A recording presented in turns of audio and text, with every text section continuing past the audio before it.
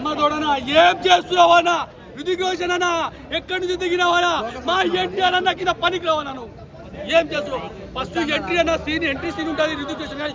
Next level ఖాళీ, next level మన ఎన్టీఆర్ అన్న వస్తాడు. అంతకు మించి ఐ సినిమా డైలాగ్ గుర్తుకొస్తుందన్నా.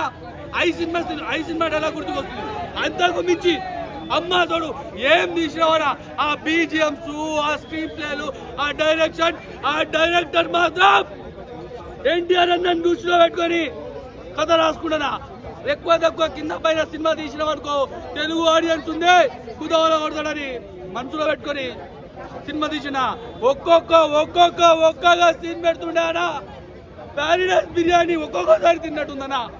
ఓ కొడిక హృతిక్ రోషన్ అదేవిధంగా ఎన్టీఆర్ అన్న లాస్ట్ క్లైమాక్స్ లా గుద్దుకుంటే బాలకృష్ణ ఇక్కడ పనికిరాడన్నా. ఓ కొడిక ఇద్దరు కలిసి డాన్స్ చేస్తుంటే ఓ కొడిక ఈయన దుమ్లా హృతిక్ రోషన్ గారు రొటీన్ గా చేసినట్టు అనిపిస్తుంది. కానీ మా ఎన్టీఆర్ అన్న జబర్దస్త్ ఆ డాన్స్ అవి ఇవి అన్నా. ఎన్టీఆర్ అన్నా నేను చెప్తున్నా, ఎన్టీఆర్ అన్నా నువ్వు హిందీ ఇండస్ట్రీకి ఎందుకు పోయినావనా? నువ్వు వెళ్ళిపోతే వాళ్ళందరూ పానీపూరి బండ్లు అమ్ముకోవాలా? చెప్పు, పానీపూరి బండ్లు దోశ బండ్లు పెట్టుకోవాలా? పావుబాజీ చెప్పుకోవాలా? కాళ్ళ పని అయిపోయింది. తెలుగోడి పవర్ నడుస్తుంది ఇప్పుడు దేశంలో. ప్రతిసారి హిందుస్థాన్ నిజంగా హిందుస్థాన్ తెలుగోడి ప్రతి ఒక్క తెలుగోడి బిడ్డ పవర్ నడుస్తుంది అంటే అయిపోయింది వాళ్ళ పని. కాళ్ళ పని అయిపోయి మన షారుఖ్ ఖాన్ గారు పబ్ పెట్టుకుండు, రెస్టారెంట్ పెట్టుకుండు, హీరోగా పనికిరాడు. దాని తర్వాత ఇంకో సల్మాన్ ఖాన్ ఆయన కూడా పని అయిపోయింది. సినిమా మాత్రం blockbuster duper hit. Telugu industry గౌరవించదగ్గ ఇట్లాంటి సినిమా తెలుగు ఇండస్ట్రీ సపోర్ట్ చేయాలి. ఒక తెలుగు బిడ్డ హిందీలో పోయి దుమ్ము దులుపుతుంది. ఒక తెలుగు బిడ్డ నేను మాట్లాడతాను. ఒక తెలుగు బిడ్డ హిందీలో పోయి నటిస్తుంటే వాళ్ళు ఏడిపోవాలి.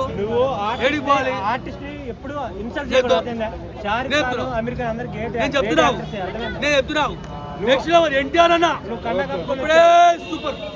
Next level Indian industry, cinema industry అంటే ఒక ఇండియన్ ఇండస్ట్రీ అంతే. మీ మనసులో చేసేయండి. హీరోలు ఎవరైనా పర్లా, హీరోయిన్లు ఎవరైనా పర్లా, వాళ్ళు మన దేశం వాళ్ళ కాదా అంతే. వైజాగ్ సీన్ లీక్ అయినప్పుడు నాగార్జున కోసం ప్రిపేర్ అయ్యి నాగార్జున కోసం. ఎందుకంటే ఇండియన్ బాక్స్ ఆఫీస్ రూల్ చేసేది మన నాగార్జున. ఆయన కోసం కష్టపడి ఉండాలి మన ఫ్యాన్స్. ఎందుకంటే తమిళోళ్ళు పెట్టి 1000 కోట్ల సినిమా కొట్టారు, తమిళోళ్ళు నాగార్జున పెట్టి 1000 కోట్ల సినిమా కొట్టారు. బాలీవుడ్ వాళ్ళు జూనియర్ ఎన్టీఆర్ని పెట్టి ఇండస్ట్రీ ఇటు కొట్టారు. ఇందులో బాగా చెప్పుకోవాల్సిన కూలీ మూవీలు ఏంటంటే Monica song, Monica love you Monica కిచ్చి కిచ్చి కిచ్చి కిచ్చి అమ్మ అన్నట్టు మౌనిక సాంగ్ వేరే లెవెల్ బ్రో. మన శోభిన్ గారు దయాల్ క్యారెక్టర్లో ఇచ్చిపడే సెకండ్ విలన్ నాగార్జున గారు ఎవరంటే అది మన దయాల్ క్యారెక్టర్ శోభిన్ గారు, మలయాళం యాక్టర్. ఆయన బాగా యాక్టింగ్ సూపర్. ఆయన బట్టపూర్ ఉంటుందని. కానీ లోకేష్ కనకరాజు మూవీలో మనకి యాక్టర్స్ ఆపడ్డరు, క్యారెక్టర్సే ఆపడతాయి. పెళ్లి భోజనాల్లో అయినా ఇన్ని ఐటమ్స్ ఉండవన్నా. లోకేష్ కనకరాజు సినిమాలో అంతమంది యాక్టర్స్ మన కోసం పెట్టాడన్నా. ఒకప్పుడు ఇండియాని చెక్ చేసింది కరోనా, ఇప్పుడు సోషల్ మీడియాని చెక్ చేస్తున్నాడు మన నాగార్జున అన్నట్టు వేరే లెవెల్లో తీశాడు బ్రో. నాగార్జున కోసం ఒకసారి కాదు 10 సార్లు చూడొచ్చు. వేరే లెవెల్. అమలా మేడం గారు నాగార్జున ఒరిజినల్ ఏజ్ బయట పెట్టండి, లేకపోతే ఎవరెవరు మన్మధుడిని తన్నుకొని పోతారు. మన్మధుడు అంటే నాగేరా, నాగంటే కింగేరా, ఇండియాలో ఒక్కడేరా మన నాగార్జునారా. అక్కినేని ఫ్యాన్స్ గుండెల మీద చేసుకొని వెళ్ళండి. 100 కోట్ల సినిమాలు అయితే 1000 కోట్ల సినిమా ఇచ్చాడు తమిళకి. 3000 crores అయితే పక్కా ఇస్తుంది. ఎందుకనంటే ఇది రజనీకి ఇక్కడ సౌత్ మొత్తం పాన్ ఇండియన్ టార్గెట్ చేసిండు లోకేష్ కనుక. ఓ పక్కన తమిళనాడు, ఇంకో పక్కన తెలుగులో నాగార్జున, అక్కడ హిందీలో అమీర్ ఖాన్, లేకపోతే మలయాళంలో ఒక సౌబిన్, వీళ్ళందరూ ఉన్నారు. కాబట్టి ఖచ్చితంగా 3000 crores పక్కా బాహుబలి రికార్డ్స్ బ్రేక్ చేస్తాం. అసలు హీరో అపీరియన్స్, హీరోయిన్ అపీరియన్స్ కాదండి సినిమా. ఆ సస్పెన్స్ కానీ, ఆ క్యారెక్టర్స్ కానీ, అవి మూవ్ అయ్యే విధానం కానీ, లేకపోతే ఆ ఒక్కొక్క ట్విస్ట్ కానీ డైరెక్టర్కి మెయిన్ ఫస్ట్ ర్యాంక్ ఇవ్వచ్చు. డైరెక్షన్ చాలా బాగుందని చెప్పొచ్చు. అండ్ ఒకవేళ నాగార్జున గారు లేకపోతే సినిమా ఏమైపోతుందో అనిపిస్తూ ఉంటుంది. అదే డైలాగ్ కూడా, నాగార్జున గారు మీరు లేకపోతే ఈ బిగ్ బాస్ ఏమైపోతుందో అన్నట్టు, నాగార్జున గారు మీరు లేకపోతే ఈ సినిమా ఏమైపోతుందో సార్. ఒక్కొక్కసారి తెలుగు సినిమా ఇండస్ట్రీ చచ్చిపోతుందేమో అనిపించింది. అప్పుడు వచ్చిందండి king Nagarjuna and block buster Sai అంటే మామూలుగా సినిమా బ్లాక్ బస్టర్. జై నాగార్జున. వచ్చేటప్పుడు ఒక సాటిస్ఫాక్షన్ అయితే బయటకు వచ్చిన ఫీలింగ్ అయితే వచ్చింది. దాని వరకు అన్నట్టు ఇద్దరు హీరోసే. మనకు అక్కడక్కడ కొంచెం నెగిటివ్ వాళ్ళిద్దరిని చూపిస్తారు, నెగిటివ్ పాజిటివ్ అని చెప్పేసి. కాబట్టి బయటకు వచ్చేటప్పుడు ఇద్దరు హీరోస్. దాని వరకు ఏదైతే కూలీ ఉందో సింపుల్, ఎక్కువ కష్టపడ్డ హీరో నడిచి వచ్చినా అదొక ఎలివేషన్ లా చూపిస్తారు అనమాట.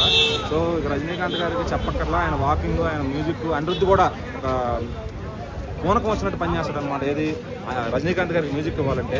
సో ఇక్కడ నాకు సర్ప్రైజింగ్గా అనిపించింది మన నాగార్జున గారి పర్ఫార్మెన్స్. నేను మన కింగ్ కోసం సినిమాకి కూలీకి వెళ్ళాను అనమాట. ఖచ్చితంగా అసలు ఆయనలో కొత్త షేడ్ ఇది. ఇప్పుడు దాకా ఆయన హీరోగాని చూసాం మనం, ఇది ఒక మంచి నెగిటివ్ షేడ్ అనమాట. అంతకుముందు రక్షకుడు, ఆ టైంలో శివ, వాటిలో చూసుకుంటే ఆయన హెయిర్ స్టైల్ ఎట్లా ఉంటుంది, నాకైతే అసలు నాకు చేతి నేను చూస్తున్నానా అనిపించినంత ఎందుకు అనిపించాడు ఆయన. సో ఆయన వయసు 60 దాటిందంటే ఎవరు నమ్మరనమాట. సో మనం ఈరోజు ఆయనలాగా ఫిట్నెస్ మెయింటైన్ చేయాలంటే ఎన్ని రోజులు తినకుండా ఉంటే అంత బాడీ వస్తుందో ఏమో తెలియదు. కానీ సో నాగార్జున గారి లుక్స్ కానీ, స్క్రీన్ ప్రెజెన్స్ కానీ, సో నిజంగా తెలుగు స్టేట్స్కి కాదు ఇండియాకి కింగ్ అని చెప్పొచ్చు ఆయన్ని. అలా ఉందన్నమాట స్క్రీన్ ప్రెజెన్స్ కానీ, బాడీ లాంగ్వేజ్ కానీ. సో నాగార్జున గారికి 100కు 100 మార్కులు అనేది ఎక్కువ ఇచ్చు. నెక్స్ట్ ఉపేంద్ర గారు కానీ, అమిత్ ఖాన్ గారు కానీ, వాళ్ళ ప్రెజెన్స్ వాళ్ళకున్న ఇచ్చిందంతా బాగా చేశారనమాట. సో అంత ఇంపాక్ట్ఫుల్గా అనిపించలేదు. సో ఇక మెయిన్ అంటే అనిరుద్ధ్ అనమాట ఎస్ఎట్ సినిమాకి. సో అనిరుద్ధ్ ఎక్కడన్నా సినిమా పడిపోద్దేమోరా అనుకునే టైంలో అనిరుద్ధ్ గారు అట్లా ఫుల్ ఇచ్చి లేపుతున్నారనమాట సినిమాని. సో అనిరుద్ధ్ గారు music half of the director ఎంత వర్క్ చేశారో అనిరుద్ధ్ గారు ఇక్కడ అంత వర్క్ చేశారనమాట. సో ఇంకా వీళ్ళిద్దరు combination already super hit combination. మనం బుకింగ్స్ చూస్తున్నాము, వచ్చిన ప్రతి థియేటర్ కూడా ఫుల్ అవుతుందన్నమాట. సో ఈ వీకెండ్ వరకు అయితే కూలీకి పర్వాలేదు. మరి వార్ 2 సినిమా అయితే ఎలా ఉంటుంది ఏంటి దాని అది కూడా ఒక మంచి టాక్ నడుస్తుంది. సో రెండింటికి మధ్య 2 సినిమాలు బాగా ఆడాలని కోరుకుందాం మనం. బాగుంటుంది. ఆ సాంగ్లు ఇద్దరు పోటీ పడి మరి డ్యాన్స్ చేస్తారు. కాకపోతే ఏంటంటే ఇద్దరికే స్క్రీన్ ప్రెజెన్స్ ఎన్టీఆర్ గారికి ఎక్కువ ఇచ్చారనుకోవచ్చు. ఎక్కువ హైలైట్ చేసింది కూడా ఎన్టీఆర్నే. ఆ సీన్స్లో కావచ్చు, ఆ గూజం, ఆ బీజిఎం కావచ్చు, ఆ సీన్స్లో మంచి ఇంట్రెస్ట్ పెంచుతుంది ఆయన వచ్చిన ప్రతిసారి కూడా. కాకపోతే ఇద్దరికే నెగిటివ్ ఉంది, ఇద్దరికే పాజిటివ్ ఉంది. సినిమాలో ఎవరో ఎక్కువ ఎవరో తక్కువ కాదు, ఇద్దరు సమానమే. బట్ సినిమానే ఓకే. ఎన్టీఆర్ గారికి హీరోయిన్ లేకపోయినా ఆయన వచ్చిన క్యారెక్టరేషన్ చాలా బాగుంటుంది అన్న. ఆయన వచ్చిన ప్రతి సీన్లోనూ మనకి మంచి గూజ్ బంప్స్, మనకి అయి వస్తుంది, మంచిగా విజిల్స్ చేస్తాం, బాగుంటుంది. కొన్ని విజువల్స్ అయినా సరే, లేదంటే క్లైమాక్స్లో ఎమోషన్ సీన్స్ అయినా సరే, దాని వరకు చాలా బాగా వచ్చాయి. కాకపోతే నెగిటివ్ ఏంటంటే మనకి ఇంటర్వల్ బ్యాంక్ మంచిగా ఇచ్చినా సరే సెకండ్ హాఫ్ వచ్చేసరికి పెద్ద స్టోరీ ఏం లేకుండా వాళ్ళ ఫేస్ ఆఫ్ సీన్స్తో మొత్తం నడిపించాలనిపించింది. కొన్ని రిపీటెడ్ సీన్స్లో అనిపించాయి. అండ్ అది కాకుండా ఇంకా చెప్పుకోవాలంటే ఇంతకుముందు మనకి వైఆర్ ఆఫ్ మూవీస్తో కంపేర్ చేసుకుంటే వాటికంటే మంచి స్టోరీ ఉంది. కానీ ఎందుకో ఒక మంచి బ్యాంగ్ అయితే ఇవ్వలేకపోయింది. మనకి ఇంతకుముందు మూవీస్లో ఏంటంటే ఒక ఎలాగో వాళ్ళ యూనివర్స్ కాబట్టి వేరే హీరోస్ క్యామియోస్ కానీ అలాంటి పెట్టి ఒక హై ఇచ్చేవాళ్ళు, ఇలాంటి హై అయితే ఎంత మిస్ అయింది. దాని వరకు కొంచెం డిసప్పాయింట్. ఎక్కడ అంత వా ఫ్యాక్టర్ లేదు. ఈవెన్ మనకి యాక్షన్ బాక్స్ చూసుకున్నా సరే ఆల్రెడీ ఎక్కడ చూసిన యాక్షన్ బాక్స్ అనిపించే తప్ప ఎక్కడ ఒక ఇన్నోవేటివ్ యాక్షన్ బాక్స్ కానీ, ఒక ఇన్నోవేటివ్ స్టోరీ టెల్లింగ్ కానీ, లేదంటే ఒక ఇన్నోవేటివ్ డైరెక్షన్ కానీ అలా ఎక్కడ అనిపించలేదు. మ్యూజిక్ వరకు ఒక సాంగ్ చాలా బాగుంది. మనకి సలామాల సాంగ్ కాకుండా సైతాన్ అని చెప్పి ఒక ఇంట్రడక్షన్ సాంగ్ ఒకటి ఉంటుంది హీరోకి. ఇంట్రడక్షన్లోనే క్లైమాక్స్లోనే సేమ్ సాంగ్ ఉంటాడు. అది వారి వరకు చాలా బాగుంది. అండ్ మ్యూజిక్ కూడా మరీ కొన్ని సీన్స్ అంటే రిపీట్ లాగా అనిపించే తప్ప ఎక్కడ గుర్తుండిపోయే మ్యూజిక్ అయితే ఎక్కడ లేదు. కొత్త ఎలిమెంట్స్ రెగ్యులర్ రొటీన్ ఫార్ములా అనిపించింది. కానీ కాకపోతే నార్త్ వాళ్ళకి బాగా ఎక్కొచ్చు, ఎందుకంటే వాళ్ళు ఎలాంటి మూవీస్ చూసి హిట్ చేస్తారు కాబట్టి వాళ్ళ వరకు చాలా ఆడుతుంది. బట్ తెలుగులో ఏంటంటే ఆల్రెడీ హీరో ఎన్టీఆర్ గారిని ఒక హీరోలా చూసి సడన్ గా వేరే క్యారెక్టర్ చూసేసరికి వాళ్ళు యాక్సెప్ట్ చేస్తారు లేదా అనేది మనకి వీకెండ్ తర్వాత తెలుస్తుంది. డాన్స్ వరకు ఎందుకో ఎన్టీఆర్ గారి కోసం ఏదో తెలియదు కానీ చాలా వరకు తగ్గించాలనిపించింది. ఎన్టీఆర్ గారితో కంపేర్ చేసుకుంటే చాలా సీన్స్ తగ్గించాలనిపించింది. ఎందుకంటే ఇద్దరు ఫేస్ ఆఫ్ సీన్స్ లో కూడా కంప్లీట్గా ఎన్టీఆర్ డామినేట్ చేస్తుంది. ఎందుకంటే స్టోరీ మొత్తం ఇండియా చుట్టే తిరిగింది, తను కంప్లీట్ గా డామినేట్ చేస్తున్న ఫీలింగ్ వచ్చింది. లేదు మనకి 30 minutes తర్వాత ఎన్టీఆర్ గారు వచ్చేస్తారు. అక్కడ నుంచి క్లైమాక్స్ లాస్ట్ వరకు మొత్తం ఆయన ఉంటారు. ఎందుకంటే స్టోరీ మొత్తం తిరిగేది ఆయన చుట్టే. మనకి ఇంటర్వల్ అయిపోయిన తర్వాత స్టోరీ మొత్తం ఆయన చుట్టూ తిరుగుతుంది. ఫస్ట్ హాఫ్ వరకు కొంచెం అటు ఉన్నా సార్, సెకండ్ హాఫ్ మొత్తం కంప్లీట్ గా ఎన్టీఆర్ అయితే డామినేట్ చేస్తారు. సో ఓవరాల్ గా 5 కి ఎంత రేటింగ్ ఇవ్వచ్చు?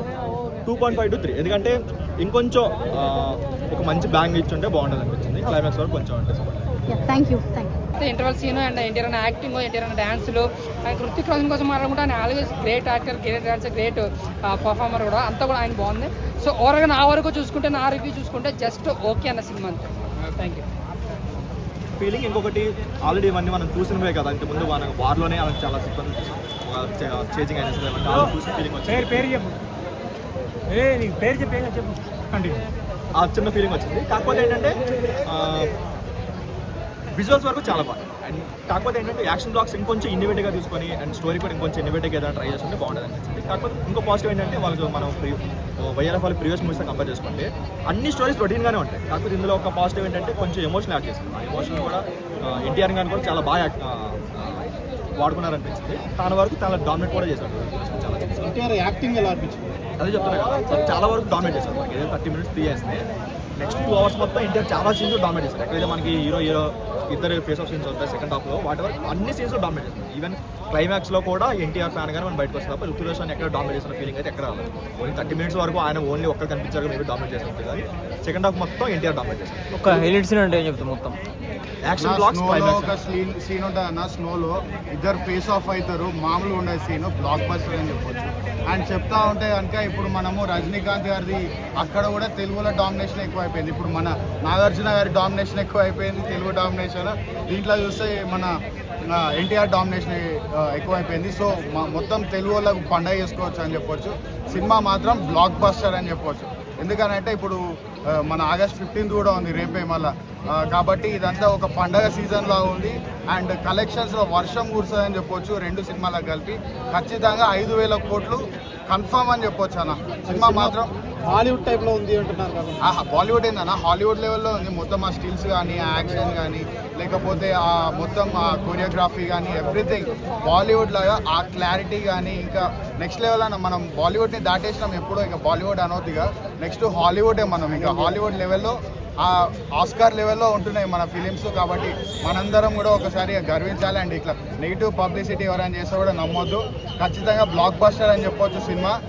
ఇక 5,000 కాదు 6,000 కాదు, ఇంక ఎన్ని క్రోర్స్ అన్నా చెప్పండి, సినిమా మాత్రం బ్లాక్ బస్టర్ అన్న. ఓ పక్కనేమో అది నార్త్ మొత్తం అది కొట్టేస్తుంది వార్ 2, అండ్ ఇక్కడ వచ్చేసి సౌత్ మొత్తం కూలీ కొట్టేస్తూ ఉంది.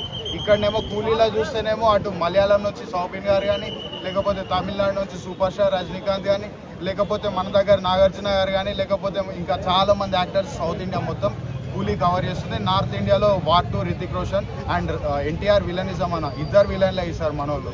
ఒక పక్క నాగార్జున గారు విలనిజం, ఇంకో పక్కన ఇప్పుడు ఎన్టీఆర్ గారు విలనిజం. నాగార్జున అంటే అందరు ఇప్పుడు ఇట్లా అనుకుంటారు, నేను అప్పట్లో నాగార్జునగా, ఇప్పుడు సైమన్ అంటే మామూలుగా డేంజర్, మామూలు డేంజర్గా ఎలా ఉంటుంది అంటే అలా ఉంటుంది. జై సైమన్ అట్లుందా నా సైమన్ క్యారెక్టర్. అండ్ ఇంకా రజనీకాంత్ గారి గురించి చెప్పాలంటే ఈజ్ ఎవర్ గ్రీన్. ఆయనతోని ఎవరిని కంపేర్ చేయలేము. ఆయన 75 లెక్క, is not like 75, is just 25. ఆ లెవెల్లో ఉంది ఆయన యాక్షన్ కానీ, ఆయన చరిష్మా కానీ, ఆయన వాకింగ్ స్టైల్ కానీ, ఆయన డ్యాన్స్ కానీ, యాక్షన్ కానీ, ఎక్స్ప్రెషన్ కానీ, ఎవ్రీథింగ్. అసలు ఆయన ఒక్కొక్క సీన్లో ఇట్లా చూస్తాడన్న, ఆ సీన్ మాత్రం హైలైట్ అసలు. అండ్ ఎవ్రీథింగ్, ప్రతి ఒక్క సీన్ కూడా మంచిగా కుదిరింది. అండ్ మ్యూజిక్ కానీ, సౌబిన్ డ్యాన్స్ కానీ, ఎవడు సీట్లలో ఖాళీగా కూర్చుంటలేడు. ప్రతి ఒక్కడు కూడా మొత్తం పేపర్లే, మొత్తం అసలు స్క్రీన్ మొత్తం పేపర్లే కనబడుతున్నాయి తప్ప ఎవరు యాక్టింగ్ కూడా ఎవరు చూస్తలేరు. బ్లాక్ బస్టర్ అని చెప్పొచ్చు అన్న. సినిమా మాత్రం ఈ పండగకి సెలబ్రేట్ చేసుకుంటారు. ఓ చిన్న డైలాగ్ చెప్తా, ఓకే, రేవంత్ రెడ్డి గారు చెప్తే ఎట్లుంటుంది అనేది. రజనీకాంత్ గారి డైలాగ్, నాన్న ఇవాళ పందులే గుంపులుగా వస్తాయి కానీ సింహం సింగిల్గా వస్తుంది అని చెప్పదలుచుకున్నా. ఒకప్పుడు రజనీకాంత్ గారిని చూస్తే ఎట్లున్నదో ఇప్పుడు మళ్ళీ రజనీకాంత్ గారు మళ్ళీ బ్యాక్ అయింది అని చెప్పొచ్చు అధ్యక్ష. ఇవాళ ఇంత పెద్ద సినిమా మనందరం బ్లాక్ బస్టర్ చేయాలి, మీ అందరూ కూడా రావాలి, టికెట్లు కొనుక్కోవాలని మీ అందరికీ ఆదేశిస్తున్నా. జై సోనియమ్మ. ధన్యవాదాలు.